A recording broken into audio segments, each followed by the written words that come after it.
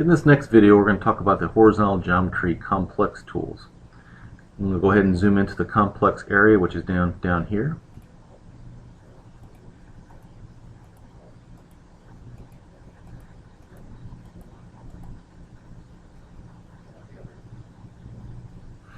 And I'm going to zoom into this top left area, complex by elements.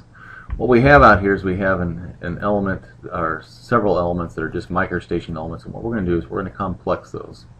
And so I'm going to switch my, I'm going to set my feature definition to geometry scratch, like so. I'm going to make sure it's active, and it is. And then I'm going to go over to my horizontal geometry tools. I'm going to go to the second row up from the bottom, and the very first one is complex by elements. And basically what this does is it complexes them, puts them all together into one element. So I'm going to click on that tool, and we're just going to follow the heads-up display. It says locate first element, so I'm going to locate this element here. Now, a couple things you're going to need to look at. The first thing is whether or not you want to do which method. We got automatic or we got manual. If we do manual, we'll have to pick each individual element and tell it what elements we want part of that complex element. Or we can do automatic, and if the elements are within this maximum gap, it'll just automatically put them together. And that's what we're going to use. The next thing is if you're ever going to export this out to a GPK, you got to have a valid COGO name. And we're not going to export this one out to a GPK, so we're just going to go with the default called Geometry Scratch. And so I'm going to locate the first element, and when I locate it, you'll notice I got a little arrow there, and that arrow is indicating which way you want the complex element to flow, and so the stationing will go in that direction as well. So you can see if I click on this, or just hover over this side of the element, it wants the station to go the other way, but we want our station to go from left to right all the way throughout the entire element. So we're going to come over here, we're going to left click on that. You can see the whole entire element highlights, and we're going to accept that. And now you can see that the tool has complex element. They're all joined together. Okay. We're going to move on over to complex by PI, and I'm going to go into that tool, which is the second icon. And on this one, we're going to start off with a radius of 500. And what I'm going to do is I'm just going to go ahead and store this alignment out there. Now, again, if you want to ever switch this to, say, a MoDOT baseline proposed or a MoDOT temporary baseline, you'll have to use a valid COGO name because it does get exported out to the GPK to plot that stationing and tick marks. And so what I'm going to do is I'm going to go ahead and give it a name called Route 55. That's a valid COGO name. And I'm just going to go ahead and place an alignment out there. And again, this is Geometry Scratch, so it should just be a red element. And if I hit F4 to flush that tool out and click on it now, you can see that this complex element has rules set up to it. And so I could still adjust anything that I see out here by just clicking on it and adjusting it. Okay. Now, if I want to export or get stationing and tick marks, a couple things you got to think about. First is the scale that you have set. Again, what's going to happen is if I switch this to MoDOT baseline proposed, it's going to export that information out to a GPK, and then it's going to push it through the DNC manager. And so we need to have a valid scale that's supported in the DNC manager. So I'm going to switch this to 1 inch equals 50. That's a supported scale for plotting stationing and tick marks. Again, you've got to have a valid COGO name, so I'm going to check that just to make sure it's Route 55. And so we should be able to export this on out. Now, you need to have a GPK available, and so next thing I'm going to do is check my user preferences and make sure that I know where my COGO preferences or my GPK directory is pointing to. This could either be filled out with a path, or if it's blank, what's going to happen is it's going to use the path of the active file. And so I'm okay with that. I'm going to go ahead and close that down. I just want to verify that I have a GPK out there. And so I'm going to hit the Browse button, and I sure do, 001. So that's all you need to do. I'm going to close that down.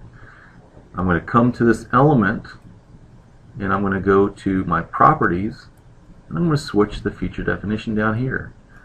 So I'm going to go ahead and, instead of doing Geometry Scratch, I'm going to close down Design Standards. I'm going to go to Drafting Standards. I'm going to go to Plan, alignments, and this middle one is MoDOT baseline proposed. These three will draw stationing tick marks. Top one's MoDOT baseline existing, bottom one's MoDOT baseline temp. But I'm going to use the MoDOT baseline proposed, and as soon as I switch that, it draws my stationing and tick marks. Now, one thing you got to be aware, these stationing tick marks are not dynamic. If I would switch this to 1 inch equals 100, they stay at the 1 inch equals 50 until something of this chain gets modified. And so you can change something minor on this chain, and it will update the scale of the stationing and tick marks. And we'll show you that in a little bit, how to do that. So we're going to move on to the next section, which is complex redefine. And that's the third icon here. And what this will do is you just define some change to this alignment. And what we're going to do is the complex elements, this big red element that's got the geometry scratch feature definition, and I want to change the curve of this alignment to this white line. And so what I'm going to do is, first off, I'm going to make sure my feature definition is set to geometry scratch again. It is, it's active. I'm going to go to the third icon here, complex redefine. We're going to follow the heads up display. It says locate complex element, which is the red element. It says locate the redefining element. So we're going to select the white line, and as soon as I pick it, that complex element has now changed. And that's all there is to the complex redefine. The next section is a horizontal insert fillet. It's this icon right here. With this one, all you got to do is locate the tangent and drag it up. And once you drag it up, you're defining the PI point, and then you can insert a curve in there. And so you can define the radius, or you can just set it dynamically like I'm doing. And that's all there is to inserting a vertex. Next one is append element. And what we have here is we have a complex element, and I want to add this tangent and this arc to it. So I'm going to go on over to the append element icon, which is the 1, 2, 3, 4, fifth one over from the left on the second last row. It says locate complex element, and now it says locate element to add. So I'm going to add that tangent, and I'm going to add the arc. And that's all there is to creating or adding elements to a complex element. I'm going to move on down to offsets and tapers. Again, I'm going to go select the sixth icon over, or actually we're going to skip the sixth icon, which is a horizontal best fit. I've never been able to get that tool to work for me, so we're going to skip it, and we're going to go to the single offset entire element. And so again, this is single offset entire element, and if you look below, we've got some other options that we're going to look at in a minute, but we're going to just do the single offset entire element. It says locate the element, so we're going to locate it, and then you give it a offset. Now I'm going to give it an offset to the left, and typically that's a negative value, but if you have your cursor on the left side, you can actually type in a positive value. And I'm going to do 150 and enter, and it knows that I want 150 to the left because my cursor is to the left, and I'm just going to accept that. And it's going to ask, do you want to mirror it? And we're going to say no. Now what we're going to do is we're going to go to a slightly different tool, and we're going to do variable offset taper. Variable offset taper. And again, it says locate the element, so we're going to locate the element this time. This time we're going to go to the right, and for the start offset, I'm going to do maybe 250. I'm going to lock that in. It knows that I'm on the right side. And so now it's asking for a start location, so I'm going to, actually I got to accept the start offset, and now I've got to define the end offset. And what I'm going to do is I'm going to define maybe something like 100. I'm going to enter that in, and now it's wanting to know where that end offset needs to be applied at, and I'm going to do it right there. And once I accept it, you can see I have a taper offset going from 250 down to 100 over the length of the element. Then it's also asking at the very end, do we want to mirror this? And we're going to say no to that. So that's kind of like the old SS2 draw transition tool, where over a distance you can offset an element. We're going to move on into reverse curves. and that's this icon right here. Now this one's a little bit confusing, but you just watch and then you can go ahead and go at it yourself. But it says locate the first element, so I'm going to locate that first element. Now it's asking for a start point. So I'm going to say I want to start it right there. Now it says locate the second element, and I'm going to go ahead and I located it. Now it's kind of asking for the linear angle, and I'm just basically defining where I want this to go on this element. So I'm going to left click to that.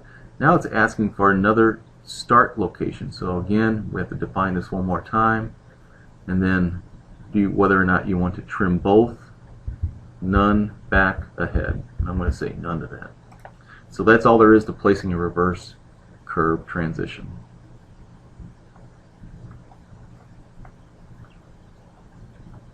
Now this next set of tools, what will happen is we're going to apply a template, and that template has defined points that will draw in your plan. And the points that we have set up typically on our MoDOT templates is the edge of pavement and edge of shoulder. And so once we tell it what template we want to draw on this alignment, it will draw the edges of pavement based on the template width. And so we're going to go ahead and go into the next tool, create geometry by template. It's going to say locate reference element. I'm going to pick that alignment. Now it's asking for a template. And I could hit the Alt down key to browse the template, or what I like to do is just come up to this template button right here and click on that. And then I'm going to go down, I'm going to go into my templates, I'm going to go to asphalt pavement, I'm going to go into the A2 shoulder ag base, and I'm going to pick the very top template right there. And so again, the way we have this set up, it'll draw the edge of shoulder point, the edge of pavement point on both sides. Okay, so I'm going to hit OK to that. And I got to accept that template. Now it's asking me where do you want to apply it. And so I'm going to start it at the very beginning. I'm going to go all the way to the end. And once I'm done with that and accept it, you should see that it draws those lines in your plan view. Okay. Now if I would move the alignment, those plan elements should move as well, because they're ruled based on that alignment. And you can see that right there. There's 12-foot distance there, and if you wanted to, you could adjust that.